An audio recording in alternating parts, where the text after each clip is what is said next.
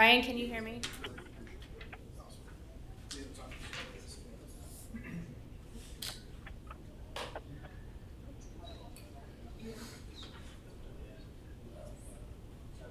Ryan, can you hear me? Yeah. Okay. I'll just leave you sitting then, and we'll start here in a couple minutes. I can hear you, but it's really quiet.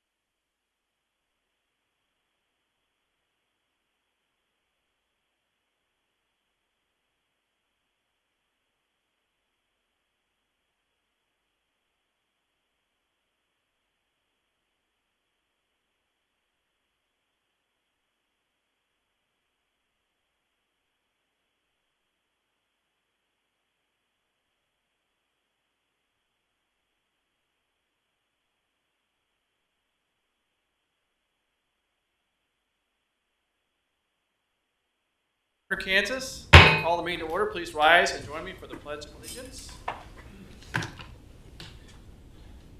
Allegiance to the flag of the United States of America and to the republic for which it stands, one nation, under God, indivisible, with liberty and justice for all.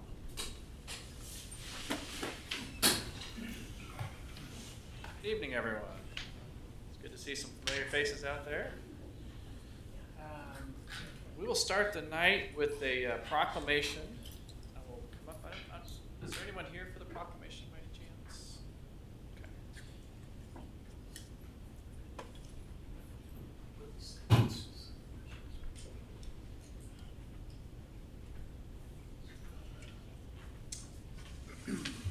All right. So whereas September is known around the United States as National Suicide Prevention Awareness Month and is intended to help promote awareness surrounding suicide prevention, resources available to us and our community. And whereas the goal is to learn how to help those around us and how to talk about suicide without increasing the risk of harm. And whereas suicidal thoughts can affect anyone regardless of age, gender, race, orientation, income level, religion, or background. And whereas more than 48,000 people die by suicide each year. Suicide is the third leading cause of death among people aged 15 to 19. And whereas many people who struggle with thoughts of suicide have not received effective behavioral health services for many reasons, including the difficulty of assessing services, the stigma of behavioral health treatment, and the stigma associated with losing a loved one to suicide. And whereas local organizations like the Johnson County Suicide Prevention Coalition, national organizations like the National Institute of Mental Health are on the front lines of a battle that many still refuse to discuss in public. Now therefore be it resolved that I, Todd Winters, Mayor of the City of Gardner, Kansas, do hereby proclaim the month of September 24 as National Suicide Prevention Awareness Month in the City of Gardner, Kansas, and encourage all residents to take time to inquire as to the well-being of family, friends, and neighbors, and to genuinely convey their appreciation for their existence by any gesture they deem appropriate. I'll give this to you.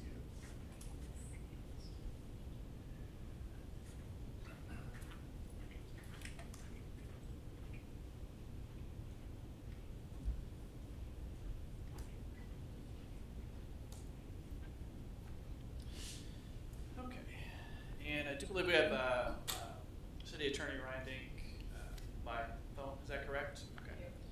All right, you're there. Okay, so we have a public hearing.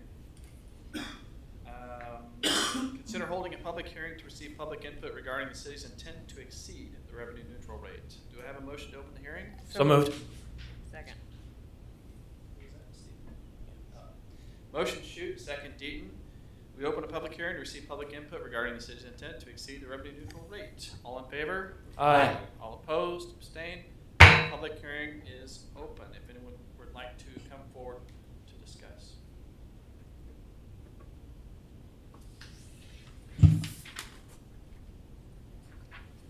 Seeing no one coming forward, I would entertain a motion to close the public hearing.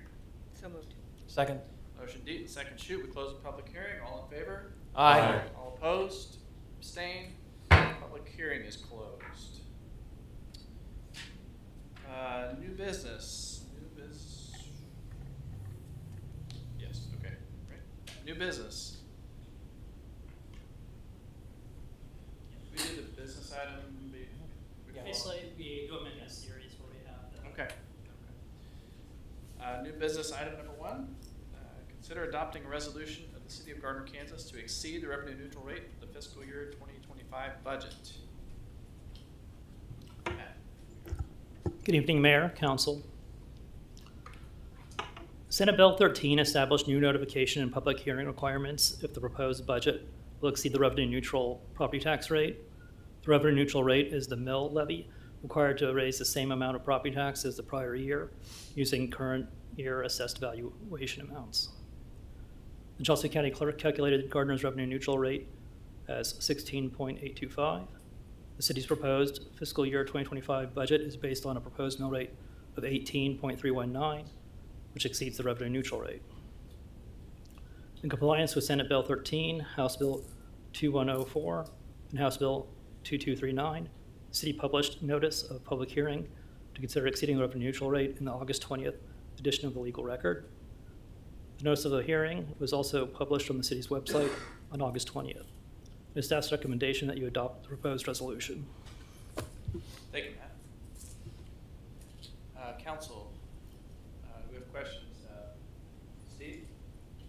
Councilman Shute, I'm sorry. That's okay. Two Steves up.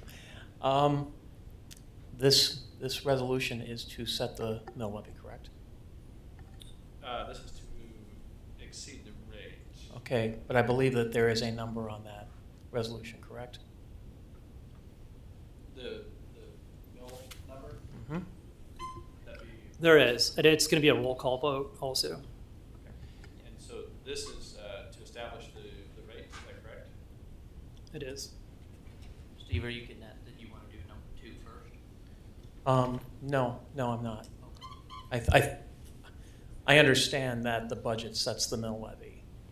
I'm also of the mind that by approving new business item number 1, we're locking ourselves into that mill levy. I believe that is the case, correct? That's my understanding. Ryan Dank, do you have any comments on that?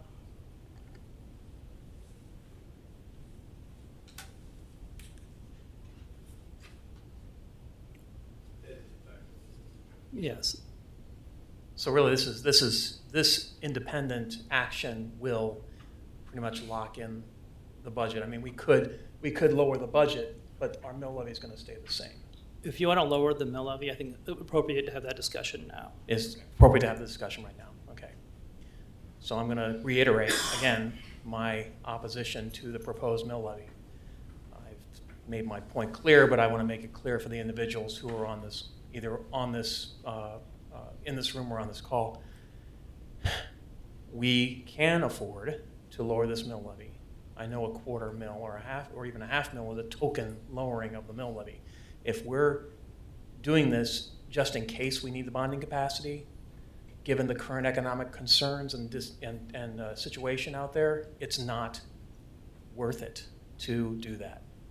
If we have to raise the mill levy in the future to take care of bonding obligations, the best way to do that is through a bond issue and a vote, not through just holding on to the mill in case we need it.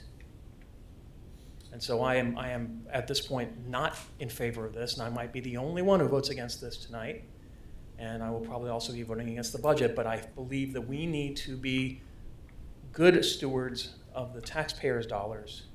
And, you know, if we need that bonding capacity, we do it through a proper, transparent way of having deliberation in the community and a vote, and not just holding on to it in case we want it for something else.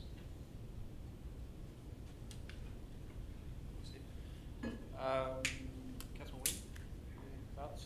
I don't have anything else. I think we've discussed this a number of times, and I think, at least from my standpoint, I understand where I'm at from the budget and the mill levy.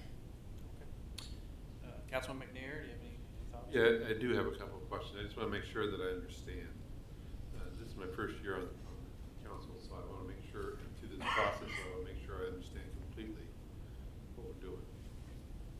Is this a result, the budget for 25 is slightly bigger than 24, correct? Yes. Okay.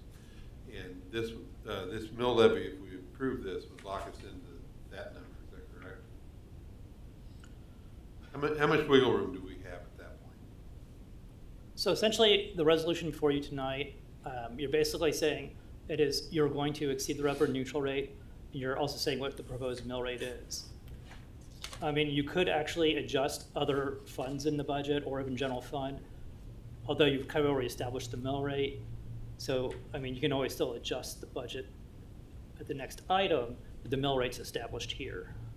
Okay, so the reason the mill levy went down, the budget went up, is because the appraisal value of the property in Gardner went up substantially, is that correct? That's correct. Okay, so I'm kind of fundamentally opposed to taxing people on the backs of their properties. However, it was revenue neutral or close to, and the levy is actually going down. I'm not sure I'm totally opposed to it, but what my big concern is, Matt, is are we leaving ourselves open to a problem down the road? If we have to adjust the mill levy, we would have to wait till the next time taxes are assessed, is that correct? But let's make sure we are speaking the same thing right now. So the revenue neutral rate would have lowered the mill levy based on valuation. What's being Okay. proposed is a flat mill levy. Okay. So that turned out to be, let's see, I'm sorry, I'm just wanting to understand. 18,319. I was looking for the dollar increase on property tax. It's approximately 5% increase in property tax. So there is a slight property tax increase because we are capturing part of the valuation increase.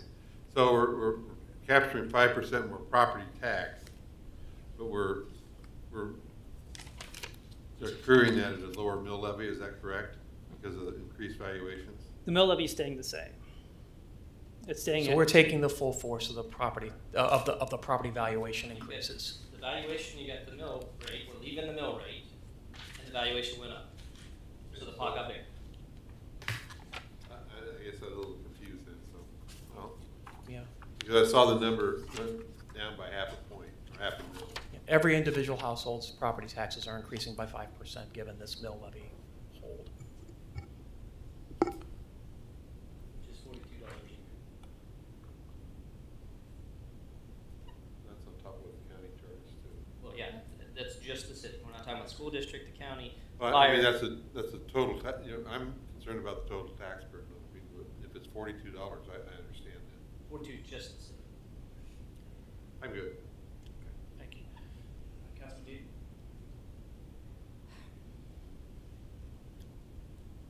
I'd love to be able to tell our citizens we can have a revenue neutral and lower it. I don't think we can afford it, not with the way our current growth is. Everybody's so excited that we are the fastest growing city. The only way to keep up with that is by capturing it when we can. We cannot slow down our growth, slow down our projects. We are going to be giving something up, and I'm not hearing that from our citizens of wanting to stop our growth, to stop our projects, to stop our street maintenance, to stop any of that. And I think unfortunately the flat mill rate scenario is gonna be our best bet for moving forward. Thank you. Thank you, Councilman Dean. Councilman McNary, do you have another question? Yes, Councilwoman Deaton, what you're saying is you're wanting to leave the mill levy rate where it is now. Because- 18.319. All right, and as I was listening to what you had to say, I got a question for Matt. So if we leave it where it's at, that will create a little bit of a surplus, if you will, is that correct? You know, because what I look at is we were heading into some very inflationary times. We're in high inflationary times, and we could be in higher inflationary times. And the budget that we've laid out could very easily not even come close to what the actual expenditure for 2025. None of us know what that's going to be. So what do we, is my thoughts correct or concerns correct or? yes, I have a multi-part answer to that question. So you are correct, by keeping the mill levy flat, we are collecting more property taxes. So there's a surplus, I guess, compared to last year's property taxes. However, that's kind of baked into our entire 2025 budget where we have some inflation, costs included as well. We had a couple of new positions. So all that kind of works out. We still are planning to spend down general fund balance, which is a long-term goal of the city council. I think we end around 33% at the end of 2025. So what would the impact be on a per household basis if we left the mill levy where it's at?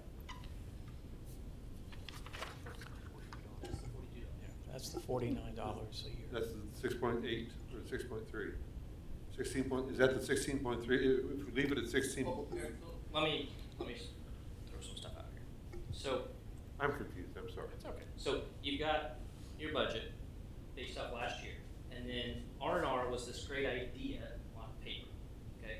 So it's a good thing because we always have to have this conversation and everybody comes in here and gets to say, hey, that's a bad idea, that's a good idea. But R&R essentially is saying, Revenue neutral rate. revenue neutral, is if you want to take care of your expenses and your revenue stayed the same, what would your mill rate have to do to adjust?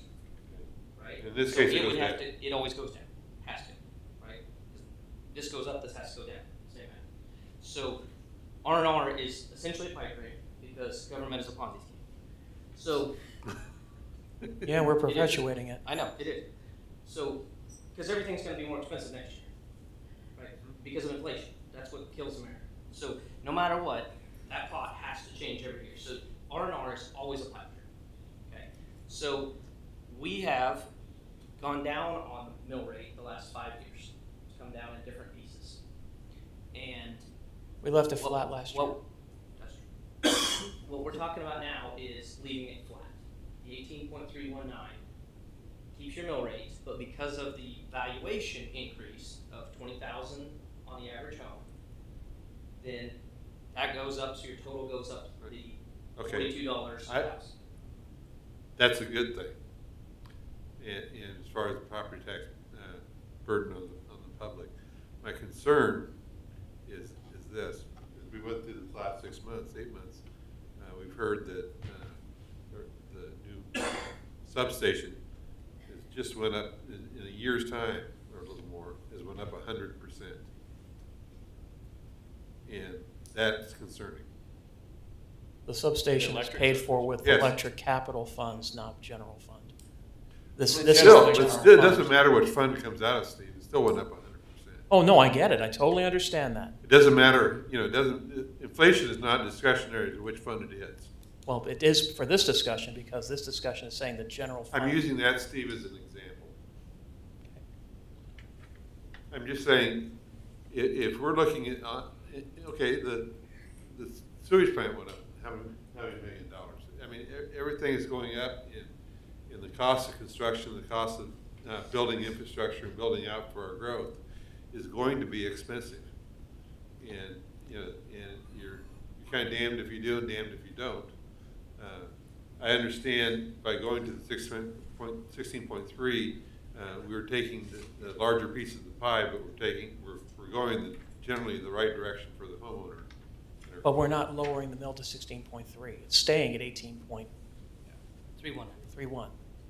Most we were talking about. It's not going down. Quarter mil, potentially, but. So Steve wants a drop of a quarter. At least a He's saying quarter. leave At it. least a quarter. I think Mark's leave it. Yeah. Mark, what's your thoughts? Okay, so taking the two dichotomies here.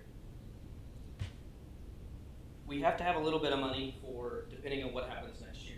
Right? That's true of every budget of everybody in here. To Councilman Schutz's perspective, there's also that, yes, we shouldn't just collect it just for the rainy day just because if it's too much, right? Just like we over collected on electric for years, essentially, right? So we're giving it back. So there's obviously a happy place in between. In my opinion, for this year's budget, we should stay flat.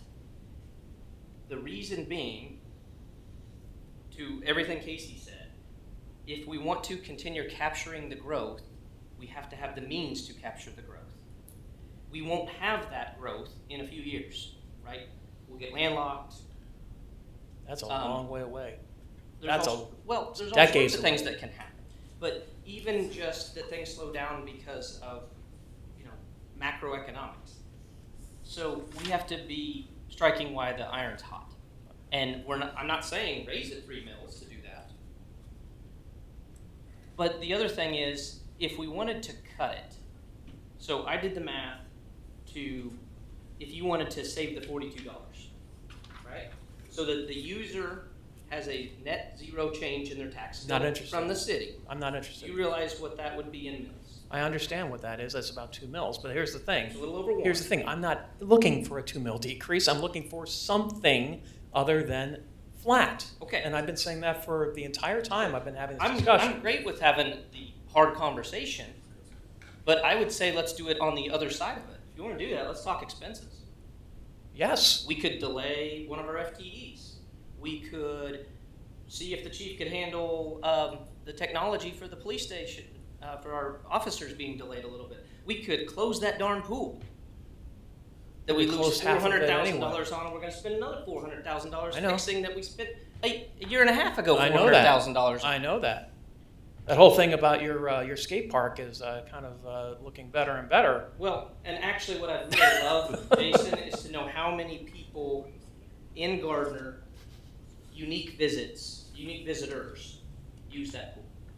Because just like our trash conversation, hey, if it's only 200 people, and let's say the pool is 2,000, we're talking about less than a tenth of the people in the town using it. Is that really what we should be spending on when we have a roads problem? I'd make an argument that it's not. Oh, Now, that's- maybe you could, the side that seems to be the problem is the lazy river. So, I mean, if you wanted to keep the old lap pool and that's all we had, hey, I'm open to that. But if we want to talk hard decisions, that's where we can do it. Because that's the other half of the equation we haven't talked about. And keep in mind, our city staff has already cut over $1 million out of our budget. They do every year. I mean, every year we have requests, and understand, I've sat in virtually every seat on this dais, okay, including the mayor's seat, okay? And I know how hard we worked to get the growth started in this community, because there were years where there was no growth happening in Gardner because of bad decisions made by past councils, okay? So I'm not going to be no one's going to say to me about the value of growth. There is a value to growth, absolutely there is. And my idea on this is that the citizens, who are the ones that pay the property tax, that allow us to sit in these chairs and be able to pass judgment on, the policy governance issues of the day, all right, they have a right and a obligation, in my opinion, to actually have input on those issues, okay? Just had a public hearing. I know we did, and I don't know if they would have known. I think there was a confusion on this whole revenue neutral rate discussion as to whether or not this was going to set the revenue for the following year, okay? When were they gonna come out then? Well, With the next public hearing? Or the next one? Every year, we talk budget from April to August. yes, we do. It's And there not weren't some people here, mythical and it's a thing we did in shame. the back room that nobody's ever heard. And there weren't people here, and that's a shame. 100% agree. Yeah. But Well- even though they're not, we should make a good decision if we say, hey, let's try to capture some growth and hopefully offload some of your burden to commercial and manufacturing type jobs. Or we can lower you and you can have 60 cents a month. It's not 60 But cents a then, month. hey, in 5 years, because we didn't capture it, because everything you do with this is just like adding an FTE. If you lower, it's the same thing. It's going to trickle out in the offshoots, the off years. So now you've got to raise it later. But now all those things you needed to do cost more. Of course. And you've got to raise it more because you had to raise whatever you had to do from inflation plus what you took out here. I get So I don't feel like this quarter gains anybody anything. I get everything you're saying, and I also understand that when we're in a position, okay, we're talking about bonding capacity here, all right? That's the discussion we're And having. general fund, you can move. General fund, yes, I actually proposed that at a previous meeting, that we could have a split on the general fund and the bonding obligations or the bond and interest capacity, okay? And that was shot down. I was told that was not possible. And so I'm coming back to, okay, we just need to lower the mill. And I was looking for at least a half mill reduction, which would have been more than 40 cents a month. And by the way, it's not 40 cents, it's more than 40 cents. I don't have the exact number in front of me, but it's in the dollars, you're absolutely right. But anything is better for our citizens than taking the money in case we need it. I understand. We may very well need it. Well, Steve, I want to make sure that I understand. If I'm kind of inclined to stay flat, and the concern that I have, I was expecting to be the only one voting against this. the concern that I have is this: is I've sat and watched some of the council before I got elected, and since a year ago in July, we got slapped with $1 million increase in our health insurance, and we've asked the employees of the city to really dig into their pockets a little bit to keep some kind of health coverage at all. Which is why I voted to And keep it what flat I'm- last year. And what I'm, just as operating our personal budget is one perspective I have. When we're sitting there thinking, I'm kind of inclined to keep it flat and do both, because I think we're going to run into expenses and inflation that we have no idea what's coming at us in the next year. And what I would hate to have to do is cut it a quarter this year and then come back hat in hand and say, you know what, we screwed up and inflation bit us in the butt, and now we got to come back to you for 1.5 or 2. And I'm not sure I want to do that. If you cut it a quarter, it doesn't make that much difference to the average homeowner. It's some difference, and I appreciate every little difference. I get what you're coming at. But here's the kicker. You say that you don't want us to hold it in case we need it. Here's the thing.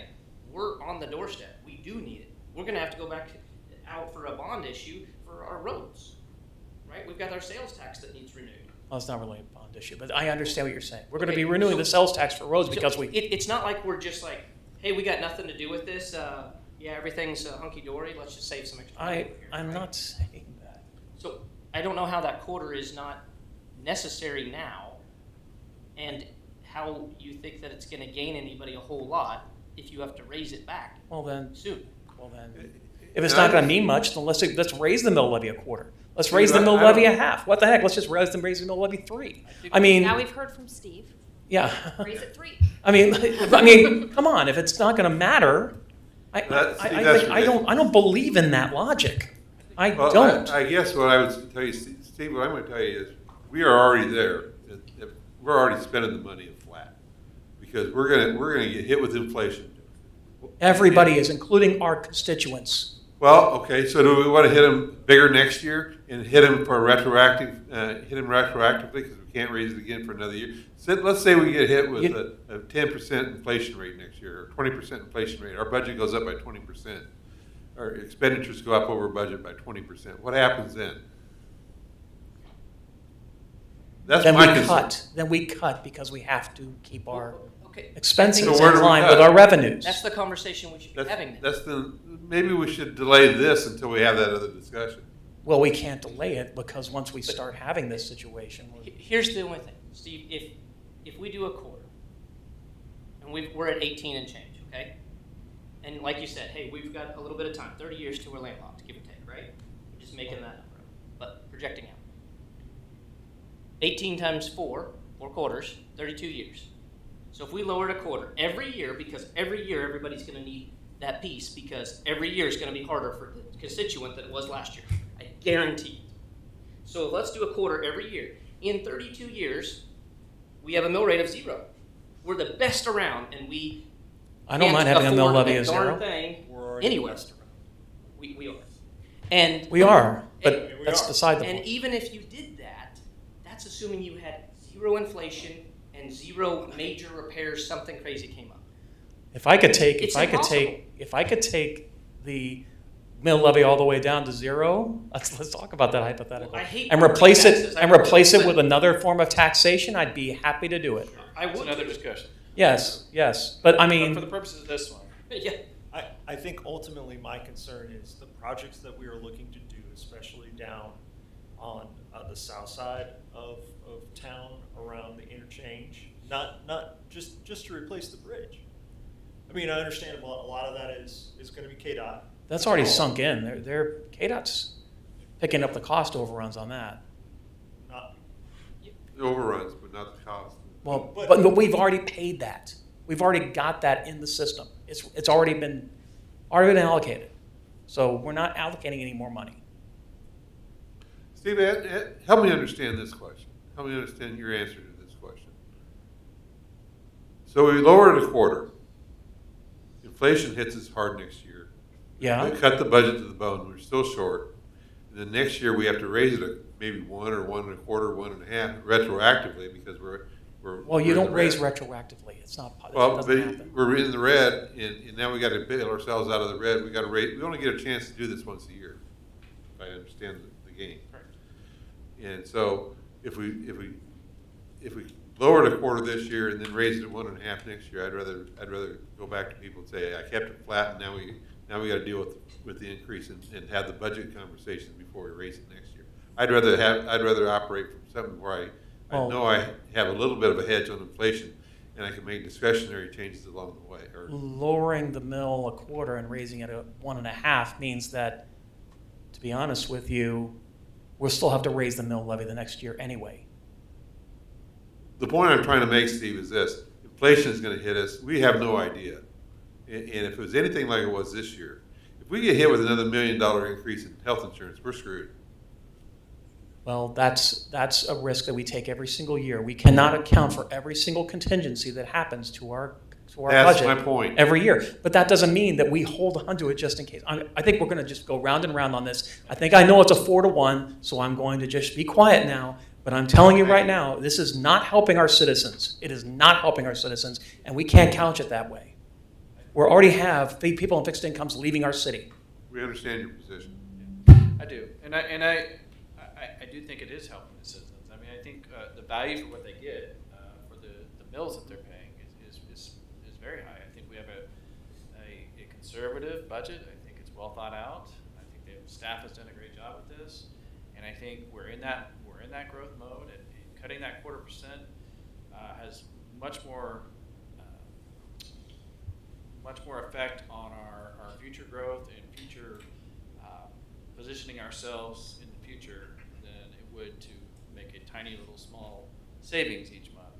And so You're talking about $500,000 on a $10 million bonding capacity. I mean, That's not a massive, years-long impact. But we've got projects that are coming up soon, and we'll be challenging at this. And it seems like there's consensus on the dais, so we can go round and round about this. And I'm sympathetic to your point, Steve. I really am. Absolutely. But I think it's we can call this. For a motion? Yeah, well, we get a roll call, right? Yeah, but for a motion, is there a motion? So moved. So moved. Second. Okay. Motion Deaton, second McNair, that we adopt resolution 2150, a resolution levying a property tax rate exceeding the revenue neutral rate for the city of Gardner, Kansas. Roll call. Councilmember Shute, No. Councilmember McNair, Yes. Councilmember Baldwin, Yes. Councilmember Deaton, Yes. Councilmember Weed. Yes. Resolution 2150 passes. So we'll move to public hearing. Consider holding a public hearing to receive public input regarding the proposed fiscal year 2025 budget. Is there a motion? So moved. Second. Motion Deaton, second Shute. We open a public hearing to receive public input regarding the proposed fiscal year 2025 budget. All in favor? Aye. All opposed? Abstained? Public hearing is open. If anyone would like to come forward to discuss the 2025 budget. Seeing no one coming forward, I have a motion to close the public hearing. So moved. Second. Motion McNair, second Deaton. We close the public hearing. All in favor? Aye. All opposed? Abstained? Public hearing is closed. So new business item number 2. Consider adopting an ordinance adopting the fiscal year 2025 budget. Pat?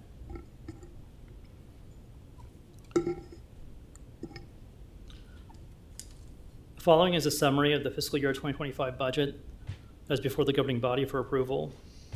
The budget is structurally sound, as represented by adequate reserves in both tax levy funds at the end of 2025. Projected end-of-year fund balance in the general fund is 33% of expenditures. Proposed mill rate is 18.319 mils, the same as the prior year. It provides for continued investment in infrastructure to improve the quality of life for residents and to support community growth. It includes a planned water rate increase of 3.7% in 2025 to continue supporting the annual debt service for the Hillsdale Treatment Plant expansion and the construction of a new water transmission line.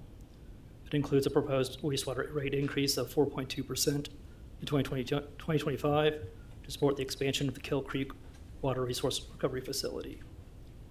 It is staff's recommendation that you adopt the proposed ordinance. Welcome,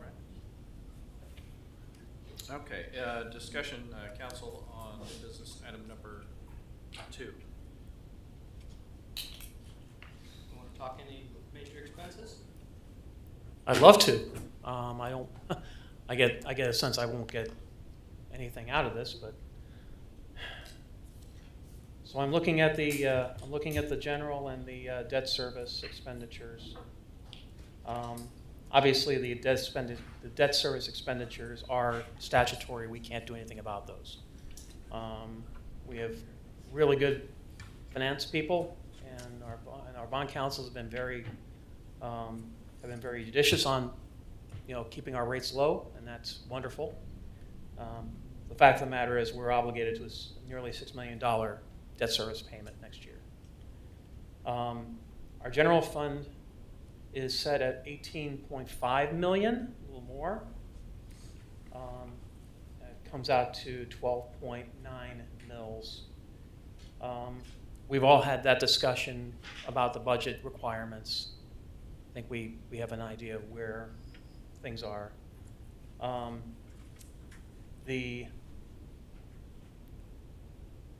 I'm looking at these other funds that are not part of the exact, the mill levy. So we've got, are we seeing any decrease in our infrastructure special sales tax right now? It's been flat, just Been like our other flat. sales tax. Yeah, Basically the Um, last 2 years. yeah, partly because of the fact that people aren't able to afford a lot of discretionary spending, unfortunately. That's the problem. Any chance that the infrastructure special sales tax fund is going to have to be supplemented with general funds next year? Next year, no. Okay, but in the future, there could be a possibility if costs continue to escalate and we're not getting as much coming in for infrastructure special sales tax. Yes, the sales tax is set to sunset at the end of 2025. And we knew that too, yes. And keep in mind, we also have a couple years of debt service that extend past that when we issue bonds. Mm-hmm. So if we have any balance remaining in that, that's kind of dedicated towards paying off those bonds. Any other debt obligations that we're aware of? I understand the whole situation with the public safety, the Justice Center. We've got a long-term requirement there. We're utilizing county funds to help bridge the gap, but those county funds are going to be going away as well, correct? Yes, and the Justice Center payments stretch out much farther than the actual sales tax did. Yep. And that's part of the reason for the capacity in the bond and interest fund. And unless the county, for some reason, renews it, which they probably won't, it would have to be basically made up either through local option, and I don't think we even have enough local option authority, do we, to pick up the slack on that? Well, we've actually built the bond and interest capacity to be able to absorb that. Okay, so part of that $10 million is actually picking up the residual cost on the Justice Center. It's there to help protect against that, yes. Okay. It's all also right. there for to help protect against delinquencies on special assessments too. Okay. So I'm looking here at the current. So what's going on with the Parks Fund? Just curious. Are we seeing increases? I mean, we should be seeing a significant increase in the Parks funds, given the fact we have several subdivisions underway and we do have a Parks policy. Not as much as you would think, because we have waived some park impact fees if they're agreeing to put in and construct trails that have to align with our master plan. Yeah. So it's a value to the city to allow that, but that means we're not collecting the park impact fees for some of those developments. Okay. Knowing that 75% of our general fund expenditures are pretty much personnel, that's a problem from the standpoint of keeping that cost contained. I really don't want to lower our FTEs. We are a growing community. We have to have our FTEs. Is there any place else in the general fund that you can see? And I'm talking to the department heads too. I know we have the needs outweigh the income. Okay, I get it. We have needs in our community that outweigh our income too. And so I need to know, is there any place that you can see that we could claw back some expense anywhere? Just in the last 2 weeks, we found out that we have now I'm drawing a blank, an extra $100,000 in unanticipated, unbudgeted cost for our computer services software package for protection. If you remember, Homeland Security was here. We had vulnerabilities that were identified. That's $100,000 in extra expenses. Yep. Animal control services are going up significantly. And those are after I cut a significant amount of positions and things from the general fund. I mean, we went through that in great detail. And I could tell you we built no fluff into this budget. I wouldn't expect there to be fluff. I mean, any cut's going to hurt. I totally get that. And I also understand the situation with animal control. It's unfortunate that that's a situation that's occurring. And I understand that our vendors are pulling their hair out because of the fact that they're needs are outweighing their costs as well, or their revenues. So they have to get it from somewhere. Everybody's tightening their belts or they're increasing their costs. So that's a bad combination. I feel like the city's being squeezed on both ends, but our citizens are too. So this is hard. This is difficult.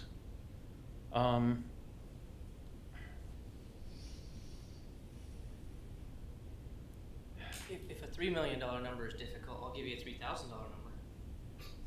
Okay. Cut Project Grant. Well, They got a year to figure it out. Well. That's a school expense. In fact, it's the parents' expense. It's a start. I will say that when we talk about getting citizen feedback, that is one of the things that we do get citizen feedback on.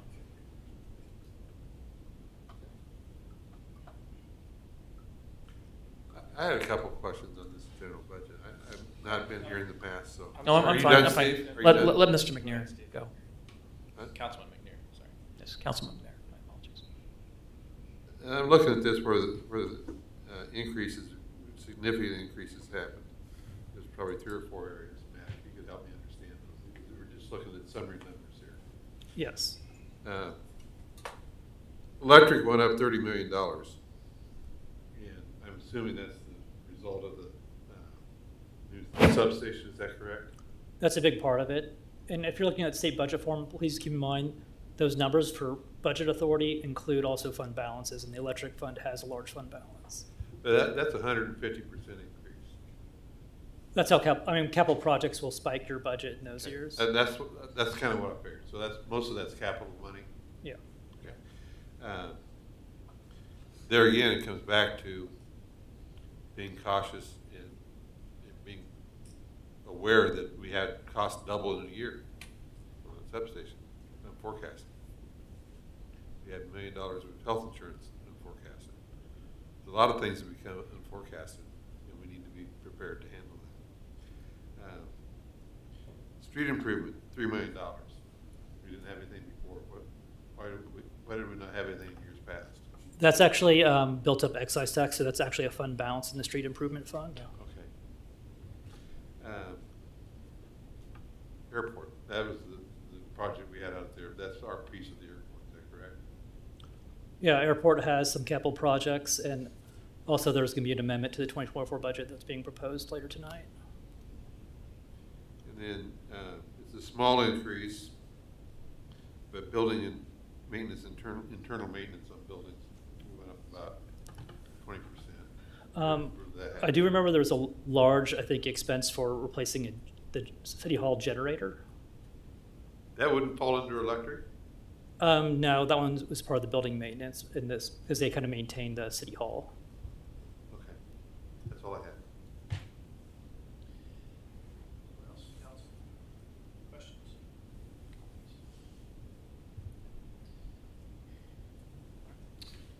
Is there a motion then?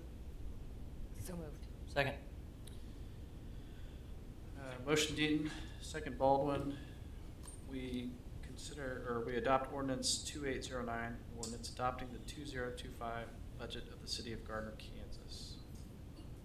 City Clerk? Councilmember McNair, Yes. Councilmember Baldwin, Yes. Councilmember Deaton, Yes. Councilmember Weems, Yes. Councilmember Shute, No. Mayor Winters. Yes. New business item, or ordinance number 2809 passes.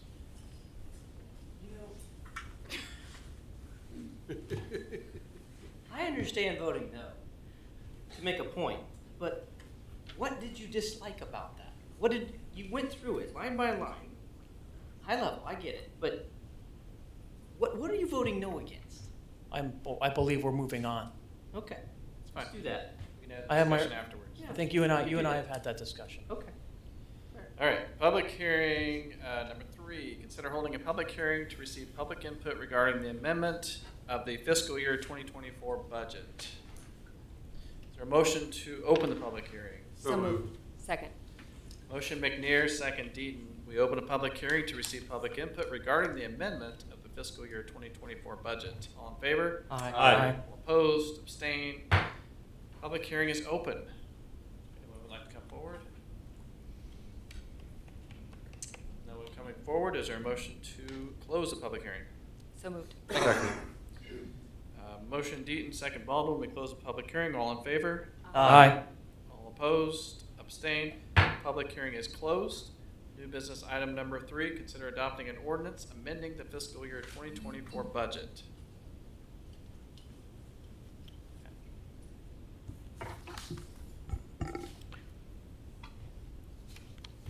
Governing body adopted fiscal year 2024 budget at the September 5th, 2023 council meeting.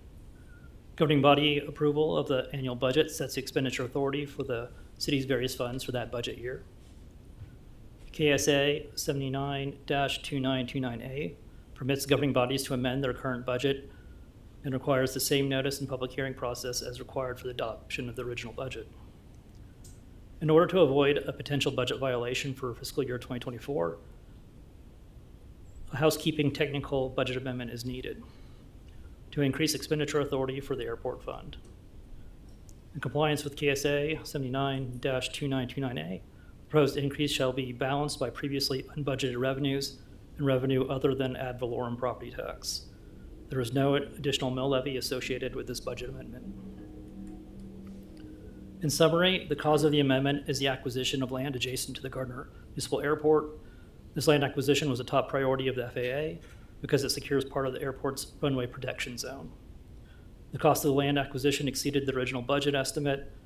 The FAA will provide a grant funding for approximately 90% of the cost. However, there is a timing issue with the grant proceeds.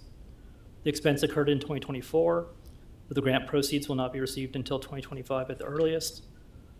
And at a previous meeting, the council authorized an interfund loan from the electric fund to the airport fund to provide temporary financing.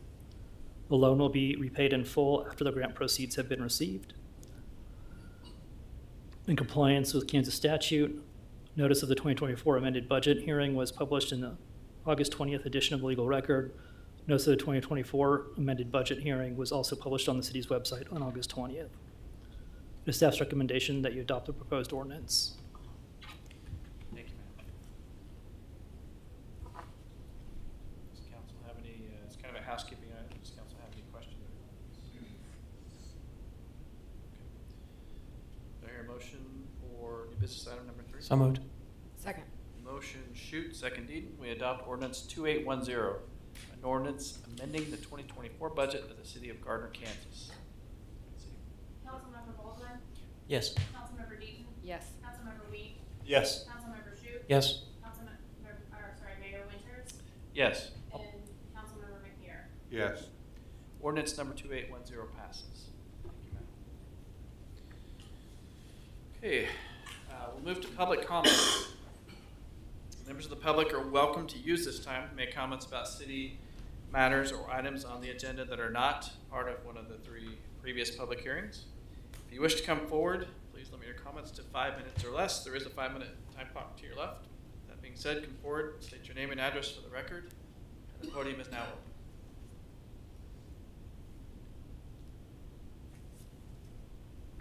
Sir, come forward. Evening. My name is Mark Edwards. I moved to Gardner in April. I really appreciate your comments, sir, regarding the citizens. When we moved in, we got 2 statements. Could you provide your address? I'm for sorry? Address for the. Oh, I'm sorry. record? 32463 168th Court. Sorry about Sorry. When we moved in April, we got 2 statements from the city referencing increase in property taxes to afford 2 infrastructures that were going to happen up in our area. That was quite shocking, in the thousands and thousands of dollars. And then I got the statement that you've appraised Mortar County, where the city has appraised my property 2x than what it was last year. So I retired in July, so I'll be on fixed income. So these kind of things really impact my day-to-day living. So anyway, that's why I'm here. Thank you. Appreciate that. Thank you, Mr. Edwards. Anyone else like to come forward?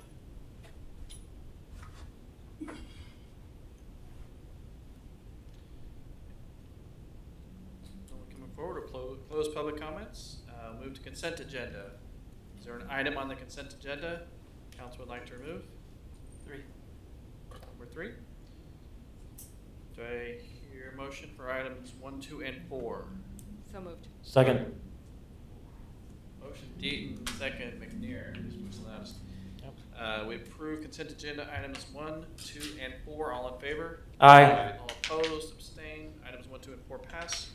Consent agenda item number 3, consider authorizing the mental health co-responder funding agreement with the Johnson County Sheriff's Office and contributing $20,000 towards the Sheriff's Office co-responders cost for the 2024 calendar year. Mr. Mull, Councilman Mull.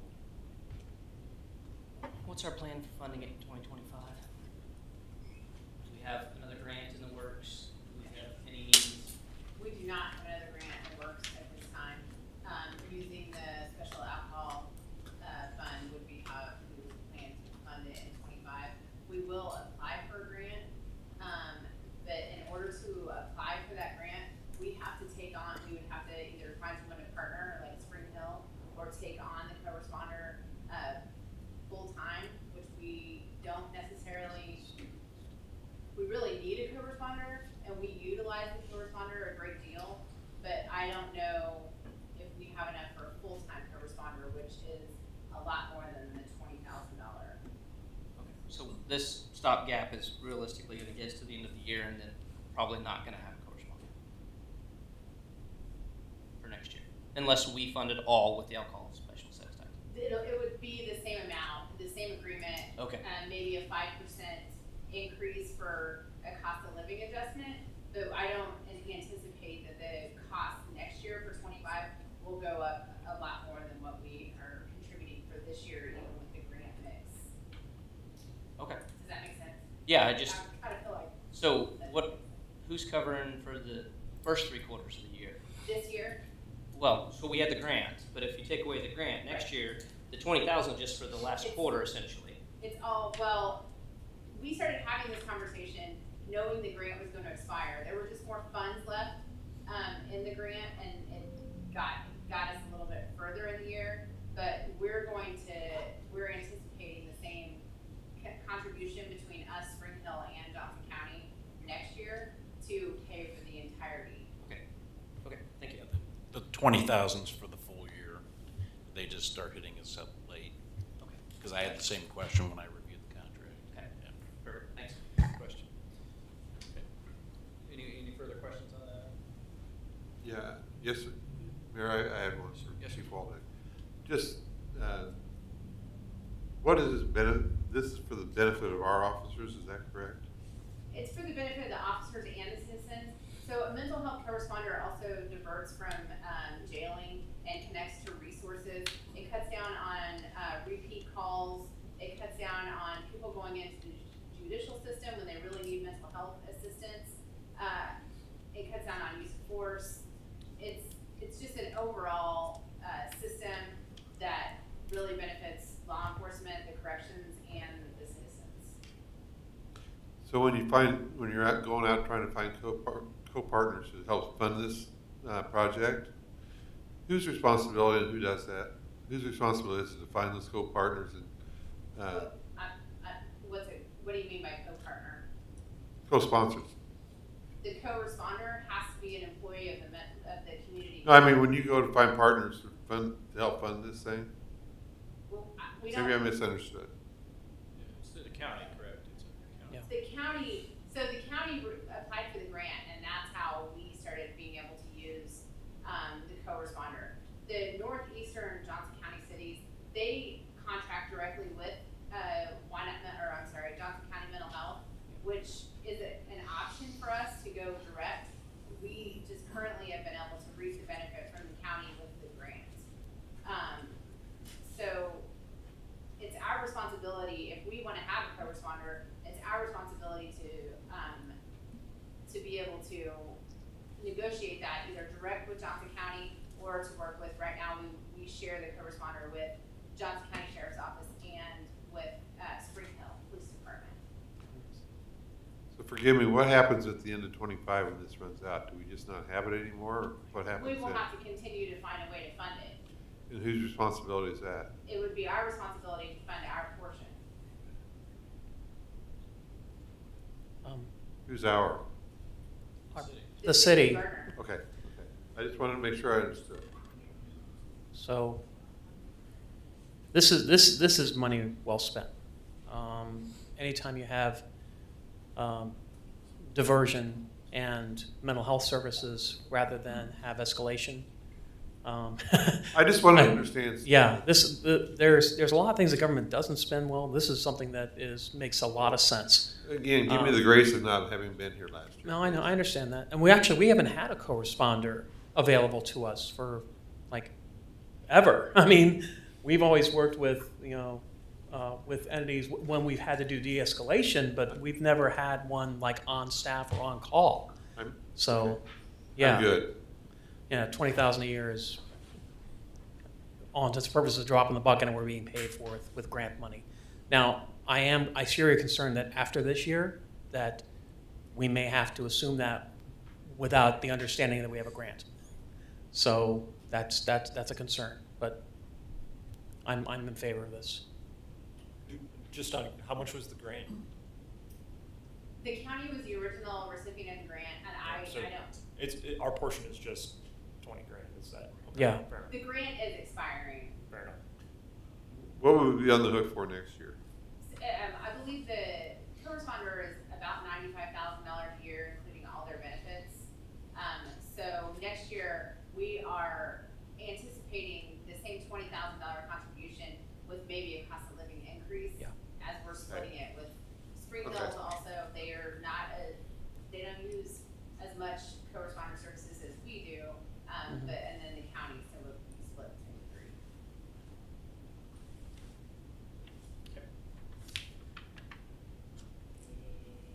We have a motion. So moved. Second. Motion Baldwin, second Deaton. We authorize mental health co-responder funding agreement with the Johnson County Sheriff's Office and contribute $20,000 towards the Sheriff's Office co-responders cost for the 2024 calendar year. All in favor? Aye. All opposed? Abstained? Consent agenda item 3 passes. Planning and zoning consent agenda. Item number 1, consider approving preliminary plat for the Symphony Farms 7th and 8th and accepting the dedication of right-of-way and easement on the final plat for Symphony Farms 7th lot.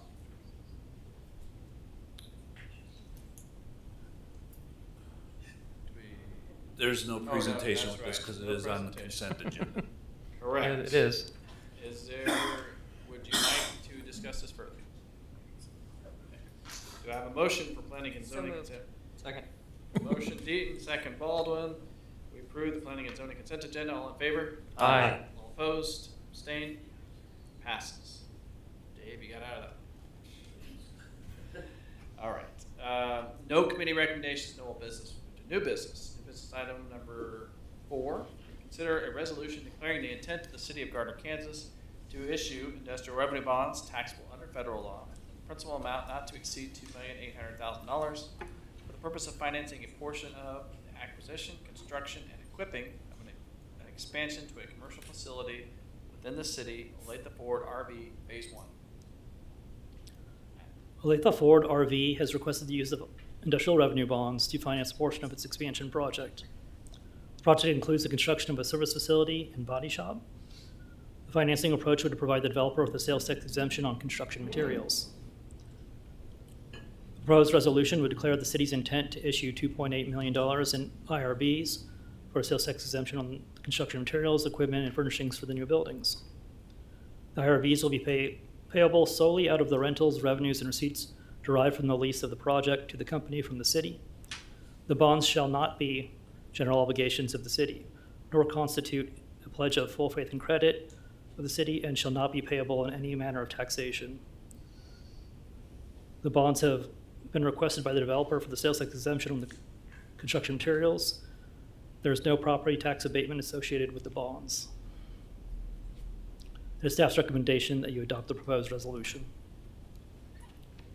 Thank you, Matt. Is there any public comment for new business item number 4? Seeing none. Council.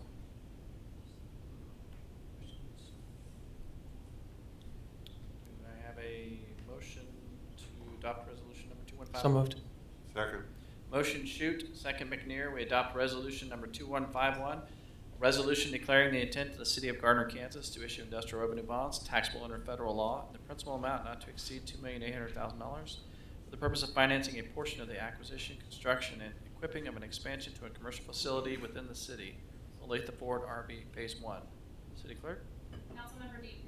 Yes. Councilmember Wee. Yes. Councilmember Shute. Yes. Councilmember McNair. Yes. Councilmember Baldwin. Yes. Resolution 2151 passes.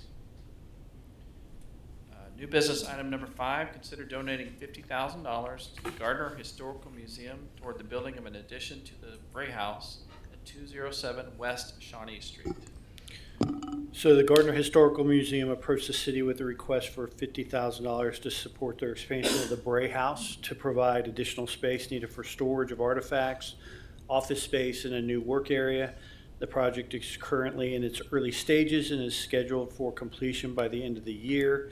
The total cost of the project is $155,000. They will finance any remaining balance for the project. The recommendation, this went to the Economic Development Committee that reviews requests for transient guest tax funds. We got a presentation from them. Some of the materials are in your packet, and the committee voted unanimously to approve the request. It is consistent with the proposed use of transient guest taxes to promote tourism. The recommendation is to authorize city administrator to process a donation in the amount of $50,000 to the Gardner Historical Museum for the building of an addition to Bray House at 207 West Shawnee. And Claude's here from the museum if anybody has any questions for him.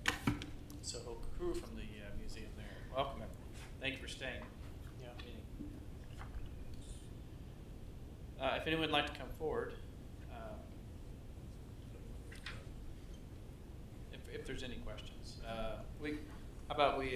Council, do you have any questions in particular? No, I'm fine with this because it's coming out of the transient guest tax fund. It's not affecting general funds, so. And we have a pretty healthy surplus in there right now. I'm good. It helps promote tourism, and that's what that tax is intended to do, so.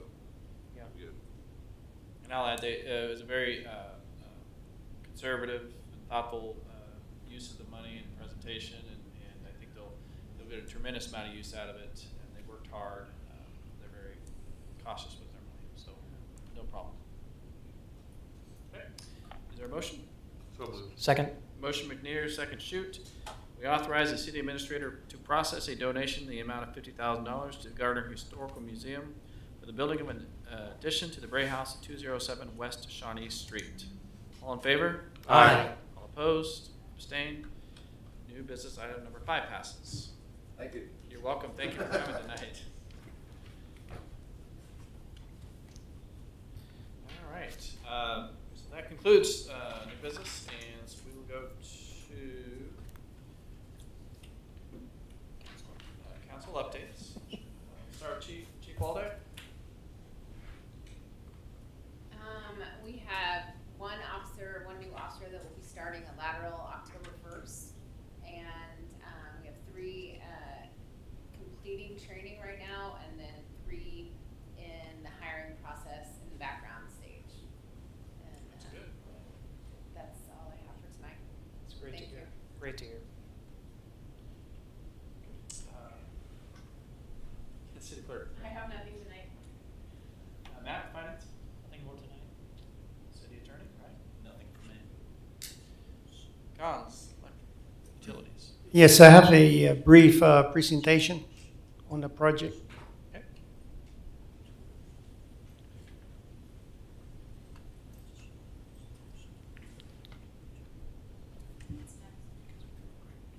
All right, thanks. Good evening, Mayor, Council. This is the Substation 1 Transformer 2 upgrade CIP project EL4004 update. Last year, City Council awarded a contract to Olson for the upgrade of Substation 1 Transformer number 2. The upgrade improvements included T2 upgrade from 14 megawatts to 30 MVA. Addition of the third feeder breaker and upgraded distribution line to serve the Coleman warehouse.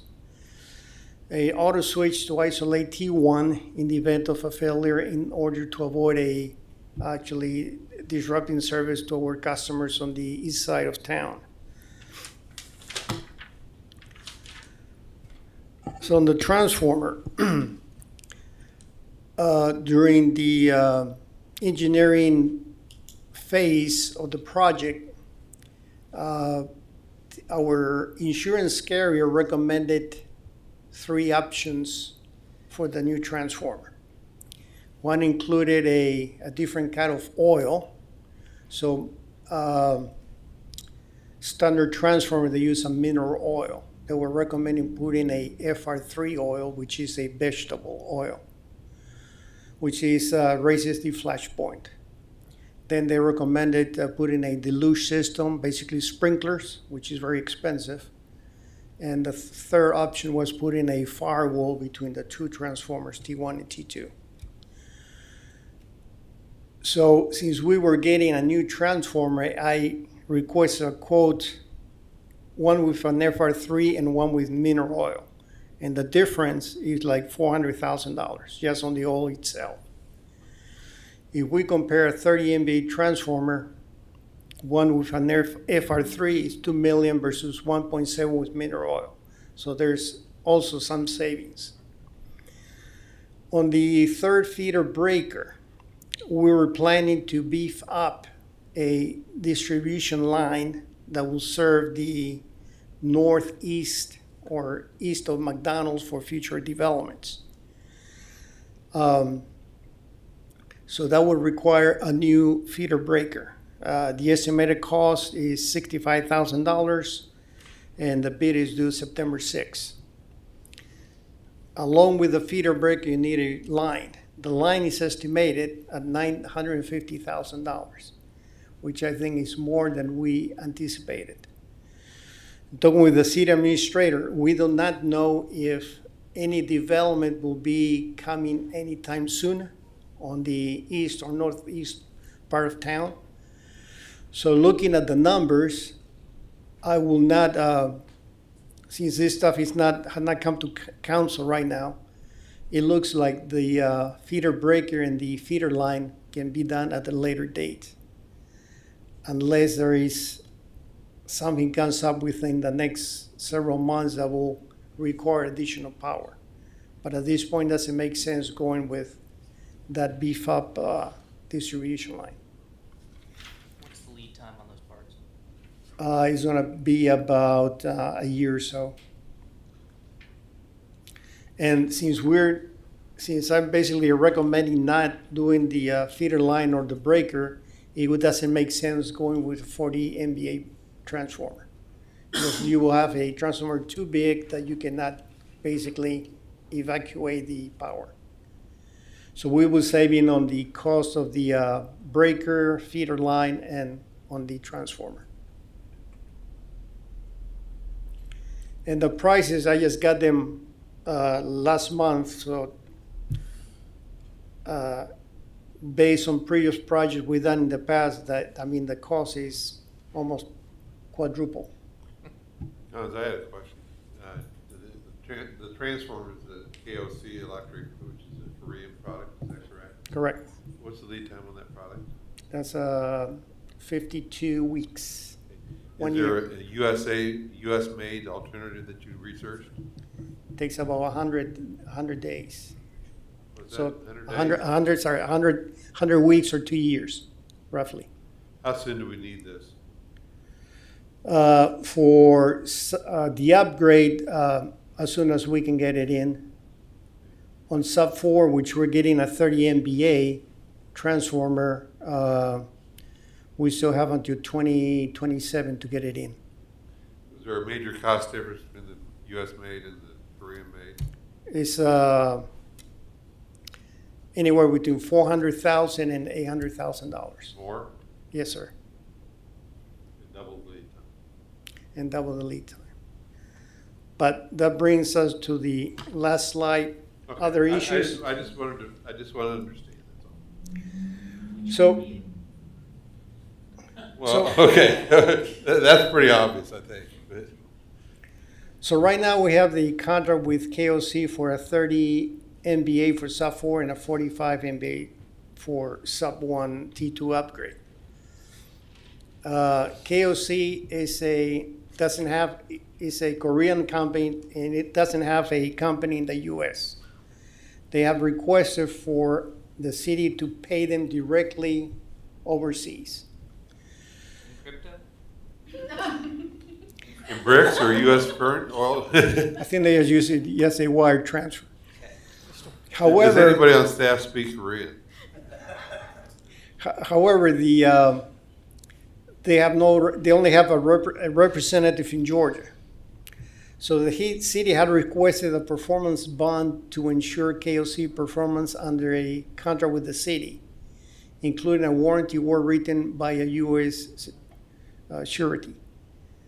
Right now, we're working with them, and the initial conversation, they don't think they can get us a performance bond with a foreign company. So we're talking with city attorney and finance. We'll continue the conversation, maybe give them a period of time so they can establish a U.S. company so we can pay them. Otherwise, we'll have to go to the second low bid, which is $400,000 to $800,000 difference. And twice the. And Twice. Yep. Well, John, what do you assess the risk of not having a service staff, not having warranty support, paying upfront in advance? What's the risk of that? They, during the KOC presentation late July, they have a partnership in the U.S. with 4 transformer manufacturers or shops. So they say if there's a problem, any of those 4 shops can actually do the warranty work. Okay, so if Now- we need a part for this, where do we go to get it? If we need a part, most parts in a transformer are easily available in the U.S. So we will get it from any of those 4 shops in the U.S. Now, what's the risk of doing that? Is there a difference in the quality? No, because they meet a international standard on the transformer. And all the specifications were reviewed by our engineering consultant, and they don't see any difference as far as the actual specifications and the product from any of the 3 vendors. So you're getting the same transformer, different prices, and made in different locations. Gons, I appreciate the due diligence your staff is making on this. I know it's a difficult negotiation, and these big ticket items tend to be that way. I'm okay with this. I think it's important that we do get those legal protections if we can get them, obviously. But I mean, how many municipalities or municipal electric utilities has this particular company, KOC? So right now, there's 2 companies in the U.S. that have KOC. Those are Samsung factories in the Yeah. U.S. Then with conversation with a former employee of Evergy, they were also looking at KOC because of the delivery time. Okay, But they have not, KOC have not confirmed they already have a contract with Evergy.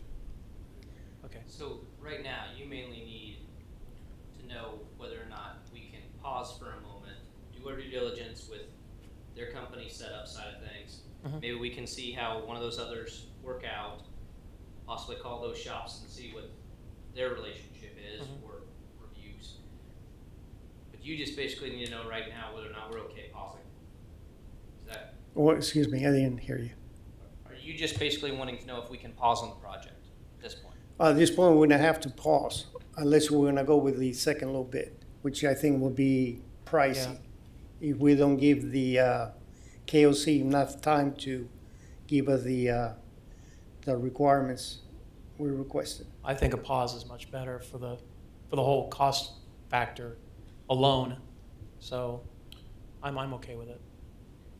Is there a, Oh, no, the question I had, so you're suggesting though, that we go with the 30 rather than the 45. Because of the additional feeder breaker and feeder line is too pricey. But are we gonna eventually have to go to the 45 when we do that other, but, and I understand it's, when is a question, I know, but. Can be 10 years, 15 years. What is the cost gonna be in 10 or 15 years? But I also think, okay, so we bought the 30, that 30's ours. Correct. And we have someplace else, I mean, I guess what I'm saying, we're At gonna that replace it point, with could a. we put it somewhere else? Yeah, we're gonna use the 40, we're gonna have to upgrade to a 45, and then all the rest of the work. Then we'll have this 30. The 30 can go to sub 4 and second phase. All right, so. I think we can, We can short move those term, around. we can move the loads Yeah. and stuff around for 3, maybe 10 years. Yeah. I don't see that as a problem. Is there any difference that you've heard between the FR3 and the mineral oil from like testing schedule or issues with arcing, anything of those nature? No, FR3 is recommended for new transformer because it's environmental friendly, because it's vegetable oil. But it's pricey. So they need to make the transformer a little bigger because it's less dense, it's more dense, no, less dense than mineral oil. So I just want to give you an update. No, appreciate it, thank you. Thank you, Gonzo. Thank you.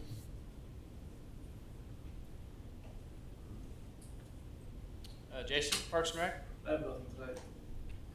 Dave? Nothing tonight. Kellen? Nothing tonight. No, you forgot me. You need to sit over, there. Yeah. So typically, I don't give updates on what's going on with the fire department, but I feel compelled to do this. Last Thursday, the county commission approved a .872 mil increase for our fire department. Now, they anticipate that will go down to about .62 when one of the abatements rolls off. I believe it's later this year when the final tally comes in. But looking back to 2016, we had a $1.4 million contract with the fire department. And Dennis Meyer stood up there and told the city council that the cost would go down, the mill levy would go down. And it was the equivalent of a little less than 9 mills at the time. When you factor in the mill levy for the bond that they used to build the station in Edgerton, we're up over 15 mills in 8 years. The cost of fire service to Gardner is tripled in 8 years. Now, the abatements rolling off, in my conversations with Chief Morley, you know, I think everybody anticipates that the mill levy is going to go down when the abatements start rolling off. I don't think that's going to happen. I think they're going to hire more firefighters, buy more equipment. I think we'll see little or no relief from that. And there's really not a lot we can do. We have people that are supposed to be representing Gardner on the fire board. I'm meeting with the chair, Dave Dravetta, next week to talk about this. I've already talked to Trigg, I've talked to Shirley Allenbrand, but I think it kind of flies under the radar, what they're doing over there. So I think it's important that we keep up on that, and I'm going to start monitoring what's going on there a lot more closely than in the past. That's all I've got. I apologize for skipping. It was the same thing with me too, so don't worry about it. Okay, couple of things. Jason, the situation with the pool. We know that we had to shut down 2/3 of that pool for like the last month of the season, pretty much. Is that correct? Or so, okay. It was like the last 5 days. Oh, last 5 days, okay. First, okay. I think I had heard that there was an issue that was cropping up at the beginning of August, but maybe I'm wrong with that. So we shut down the Lazy River a week early. Is this, I mean, every time we run into this, every single year, we end up, dropping $400,000 to fix it. Is this a situation now where we're gonna have to do the same thing again? In the last, I'd say 5 years, the most we've spent on one repair is 79,000. Oh, 79,000, okay. So, I don't know where I'm getting all I this. mean, you don't know the numbers until you get in there. Yeah, and see I what it know. is. And we go through this in the fall, and then once again when we fire up in the spring, just like Yep. all the other pools around here. I So understand it's- that. I think ours is a little bit more complex because of the way that it was built originally. But that's like whole concrete injection and grading and everything else we have to do, right?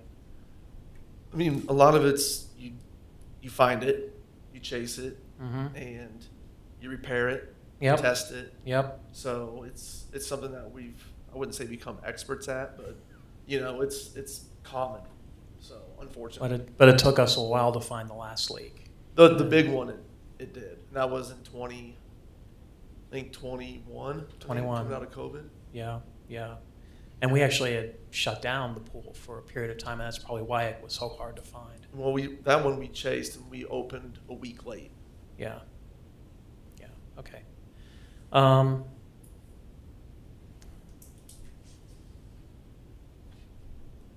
I would, Mark's looking at me like, yeah, that pool is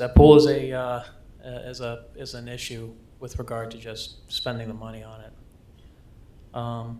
We're still, I mean, we're still partially subsidizing that pool right now, right? Because we know that the admissions aren't paying the full freight on that. I'm also thinking about all the other obligations we have from the park's perspective and getting, you know, we are in dire need of maintenance and renovation in certain parks. We've been talking about that for years. So it's a tough pickle, something we gotta figure out. But I'll keep just keep me apprised on that, the progress of that leak, if you could, please. Yeah, once we Appreciate get in that. there and see, I can put in a Friday minute memo. That'd be great, thank you.